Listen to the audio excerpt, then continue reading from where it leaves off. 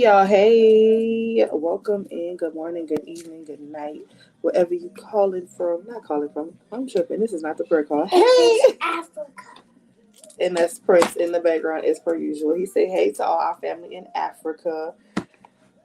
Well, hey y'all, how y'all been? How y'all doing today? We have another episode of Testimony Tuesday with my beautiful and amazing sister Kristen. She's going to be sharing her testimony with y'all. But before we get there, we just as always want to thank you all for just your willingness and your love and support of beauty ministry as a whole, as well as the Shine Foundation. I truly appreciate all that you all have poured into. And now I'm just going to let this beautiful young lady introduce herself and share her story with you guys. Hi guys, my name is Kristen. I'm 20 years old. I'm from South Florida. I'm an island girl, and yeah, that's about it. so I could just go dive right in. Mm-hmm. Okay. Well, like I mentioned before, I'm an island girl. So I was born and raised in South Florida, but my mom's from Trinidad and my dad. So I got a lot of the West Indies in there.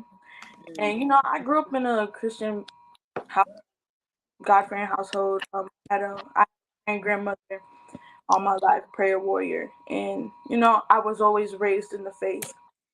So I always knew about Jesus, always knew about God.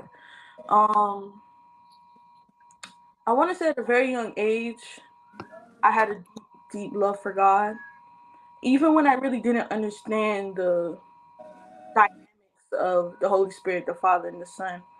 But I had a deep love for God, because I had a mother who always pushed me to be a leader and always had me in church all the time, including my grandmother. So I just remember being in school, elementary school, and telling my friends about Jesus. Or my mom always brings up this story about when I was in kindergarten and how I don't know if they still do this now, but like when they have this big Dr. Seuss thing with the green eggs and ham, and they actually make it for the kindergarteners, and like all the teachers saw me praying before I eat, and like that was like a Mm-hmm. big story. So I always had like I was always God driven. I would say as I got older, I did grow up around a lot of verbal abuse, and it really did take a toll on my self esteem and my confidence as a little girl. And at the age of 11, I started to realize, like, I'm not as I'm not normal in the sense of like I'm not always happy. I'm not giddy. I'm usually sad. I have these little thoughts, and they're not good thoughts. And over time, I started to feel suicidal. Didn't even really know what suicidal was. I just started having these feelings of I don't want to be here. And over time, it started to progress. And during that time, we had the internet, so I was Google search like, what does it mean to be sad every day and stuff like that. And they were like, oh, baby, you're depressed. So I was like, oh, okay, depression. So growing up like that with that type of mindset and being verbally abused, and I'm a plus size girl, so going to school and being picked on about my weight and stuff like that, it really took a heavy toll on me. Um, I want to say I think around 11 or 12 years old is when I had my first suicidal attempt. And immediately, I remember it like yesterday. I was in the bathroom and I had the blade to my wrist, and I was ready. And I just remember hearing like somebody say like, "Don't do it. This is not right." Literally. And I was in the bathroom just crying as a young girl. And now that I'm 20, sometimes when I look back, I'm like, wow, like somebody so young could actually go through something so real and nobody knows. Um, just dealing with those emotions at a young age and not being able to share because like if you share, people will say like they wouldn't really understand, especially in the islands. Mental health is not really something like important. Like it's like a gimmick. It's not. It's a joke. Like you're depressed. You depressed dishes. Like you know what I'm saying. They don't really believe No, like for that. So it was just I just knew like I had to hide this. It's not something that I can go to my mom or go to my grandparents or my dad and be like, I'm not okay. So I was just going on with that for a very long time. And over time, being in middle school, I was involved in everything. There was nothing I wasn't involved in. Step team, robotics, math, chess, like everything. Um, I remember I didn't go to a typical middle school. So I remember hearing my friends at their middle school like, yeah, we got this group called First Priority. And I'm like, why my school don't have First Priority? And First Priority is basically like a Christian club at middle schools and high schools where it's like Bible study after school. You meet after school, have Bible study, eat pizza, period. So I remember like writing a letter to my principal, like I would love to do this. And I've been going to that school since I was in kindergarten because they made it into a middle school. So kindergarten all the way to eighth grade. So all the teachers, all the staff were very fond of me. So they're like, yeah, of course, let's do it. Never did it. So I started to realize like, okay, we're never going to actually have this club. So why not I just start bringing my Bible to school? So in sixth grade, sixth and seventh grade, I was bringing my Bible at lunch. We're going to read the Bible. We're going to talk about Jesus. So from an early age, I started realizing that God was giving me the gift of teaching. Mm-hmm. So over time, I met a best friend of mine. We met at this church and we became best friends. Simple as that. And went into high school and became more than best friends.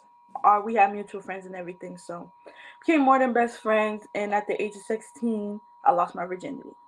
And literally, it was like, I felt like I was just this huge disappointment to God. Like, I was like, I can't, like, God gonna banish me from heaven. I'm never making it in them pearly gates. Like, it was over for me. No, for real. That'd be like, oh, what did I do? Exactly. Like, it was just the end of the world for me. And literally, from that moment, from all the way to here, I see why people say, no, I see why the word says to wait until marriage. Because that is literally the where the enemy struck me. Yeah. Ended up having sex at the age of 16. Lord, I was keeping that secret in. Literally, from that moment, it was an instant spiritual exchange. I was never a sexual person, even though at the age of 6 and 7, I was molested. And I found my dad used to have a bad porn stash. Found that when I was a little girl. So I always had a chokehold of like porn and masturbation around my Mm-hmm. at a young age. But I never really had the crave for it until I had sex. Because the person I had sex with, which was my ex, aka my best friend at the time, um, he was already experienced. Like, I wasn't his first. Immediately, it was an exchange. I Mm-hmm. became sexually driven. I was craving it all the time. So from there, me and him have like an on and off relationship. Even though we were best friends, we were thick as thieves, like two peas in a pod, like twins. Till this day, people still think that me and him are siblings. Like, they're like, "Oh my god, are y'all dating?" No, we're not dating. Are y'all siblings? Like, no, y'all look just alike.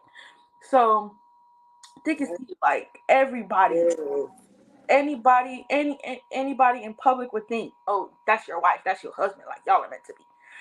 Um, and we were doing like we felt like we were soulmates. Like, that's the yin to my yang. Like, finish each other's sentences. Like, he could walk in the room right now, and if I see something, I could just feel in my spirit like something's wrong with you. Or he could do that. Mm-hmm. He's been in my life since I was 11, which is when I started to find out about my depression and everything. So he was there through all of it, all the hell and back. He was there.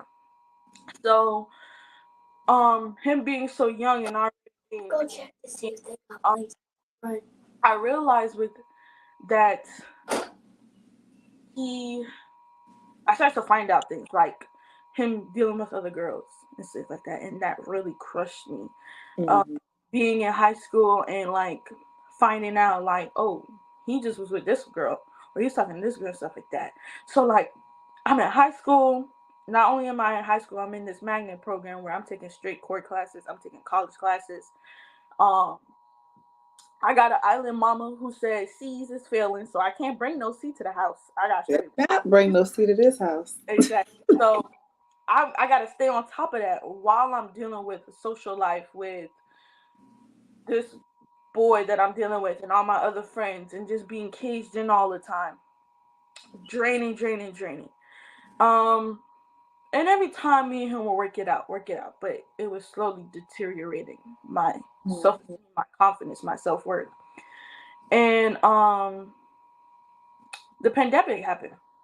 And when the pandemic happened, I was at this time I was actually living with my grandparents because at the age of 16, I got kicked out my mom's house.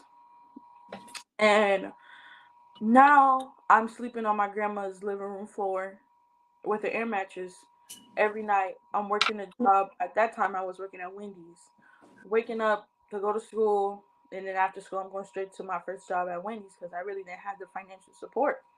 So at the age of 17, I'm balancing all this on my own. Is when I found out he was actually sleeping with a girl while he was sleeping with me. And that's when like all hell broke loose. Like it was just mad. Like I felt like I was literally losing my mind at such a young age, especially during the pandemic where we were locked in that house, couldn't do nothing, couldn't go nowhere. Like literally everything is through phones and computers.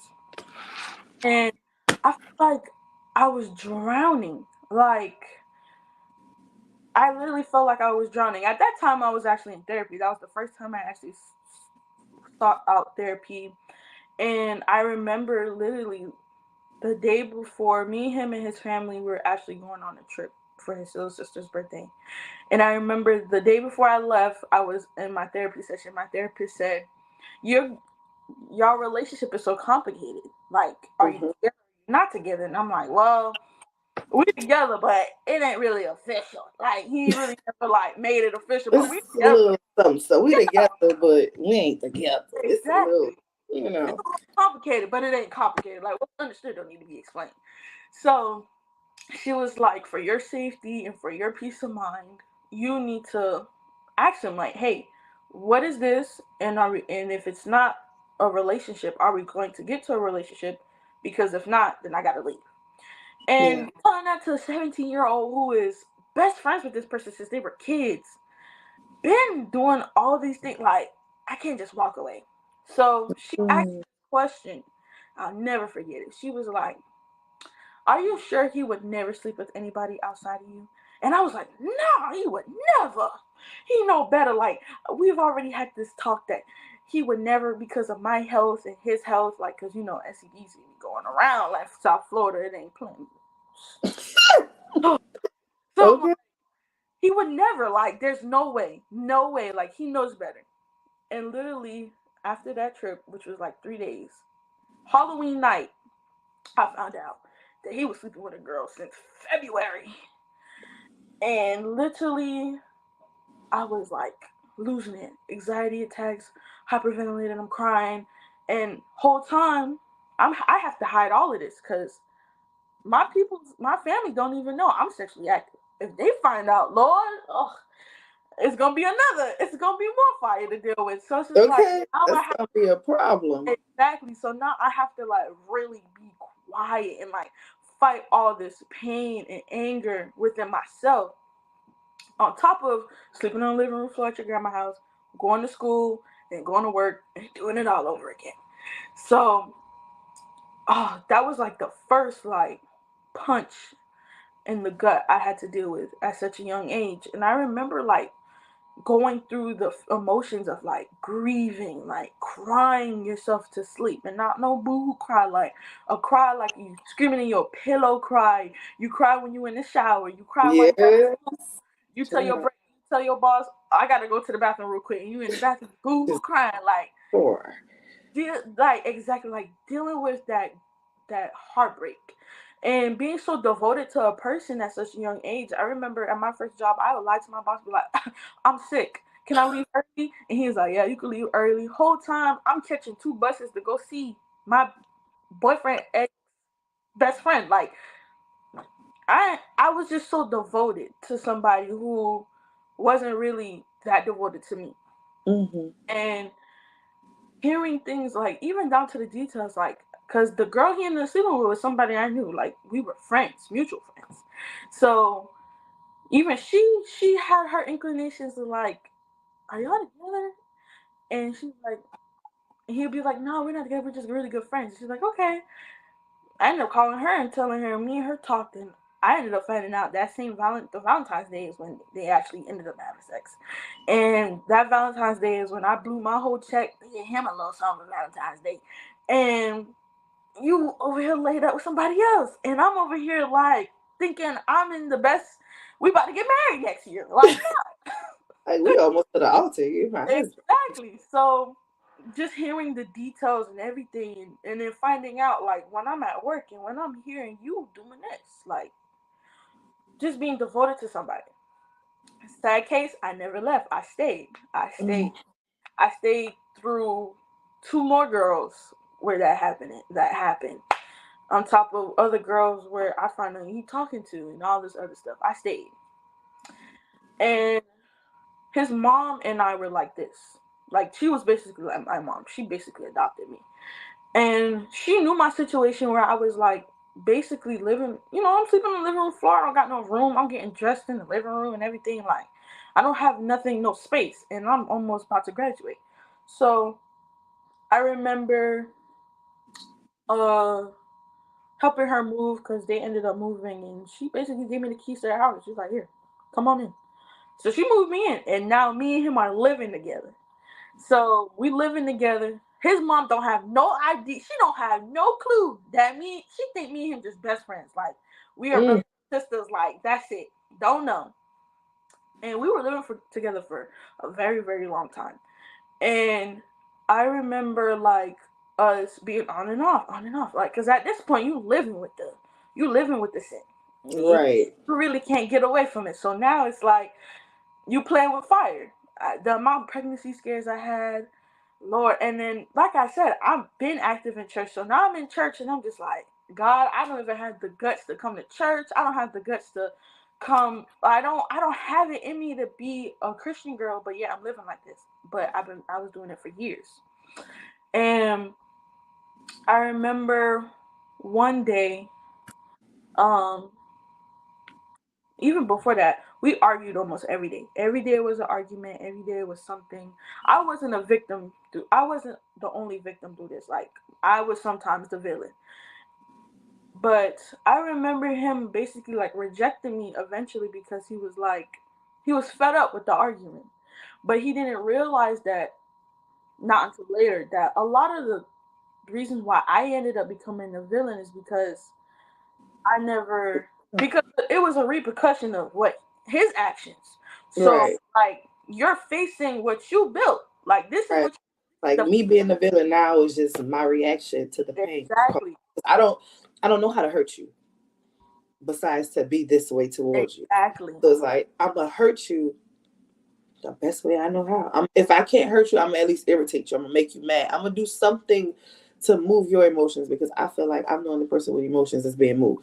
Exactly. So I don't think a lot of people, I'm not even gonna say just men, because I feel like some women are the same way. Like they'll do something to provoke you and hurt you over and over again. Then when all of a sudden you're like saying something or doing something, like, well, why are you doing that?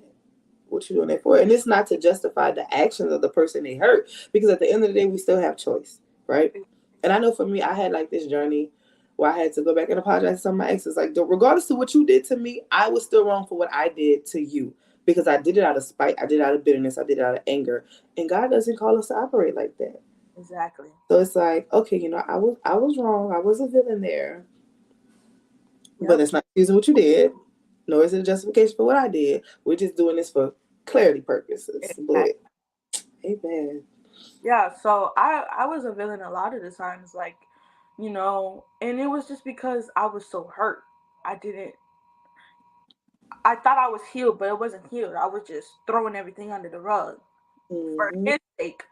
But eventually, when you keep tossing things under the rug, it's gonna bubble back over. It's just gonna come through you. So arguing every day, every little thing triggering me is bothering me. Now we really don't have trust. So I'm going through that phone almost every other night. We live together, so I'm trying to be a happy girl, a happy wife, even though I ain't getting no title of that. But functioning like something that I don't have the title of, but yet I'm still hurt from all this trauma and all this stuff that you put me through. And I really genuinely feel like I never deserved that. Like all the things that I've done for you, and I just genuinely love you. Like I was always there in ways that none of these girls could be. And that's where that pride and that ego started to come in. And it just was like, it was just total chaos. And then he started rejecting me as in like, don't want to spend time with me, don't want to be around me, very like dull, no emotion, just very cold. And I remember eventually I started going out with my homegirls and I'll go to the club almost every other night. And this one night I came home from the club and I told him, I was like, we need to talk. And I was like, look, this ain't going nowhere. You don't want to be with me. I don't want to be with you. You always giving me this excuse that, oh, I love you, I'm in love with you, but I'm just not ready for a relationship. You always giving me this excuse, but guess what? We just can't do it. I was using that as a tactic of, okay, baby, well, if I'm pulling away, maybe if I pull away, you gonna pull me back. Didn't go that way. Nah, because in the next 2 days, he was talking to a whole different girl, and this girl, this relationship is really what pushed me into my purpose. I didn't know that at the time. Found out about this girl and it crushed me because I was like, oh my gosh, we've been best friends since we were 11 years old. We've been messing around with each other since 16. We're like 19, 18 now, like all of that, and you could just move on like this. Oh my gosh. And it's a girl who worked with, and when I saw her, I was like, oh my gosh, she's gorgeous. Like, she's beautiful. And I remember telling him, I'm trying to be humble. And I'm telling him, like, she's very beautiful. She's very attractive. I just wish y'all the best, da da da. It just hurts the way you moved on. We still living with each other, though. So, he's talking to this girl, and me and him still, since we living together, we still messing around. And eventually he started talking to her about, like, vented to her about what me and him go through. And I literally would overhear the phone calls and her like calling me all these names in the book and how he needed to do this and he needed to get rid of me and all this stuff. And I'm like, be so for real. Like, if we can do anything, let's just be respectful. We're living together. We're under the same roof. Like, you moved on. I'm crushed.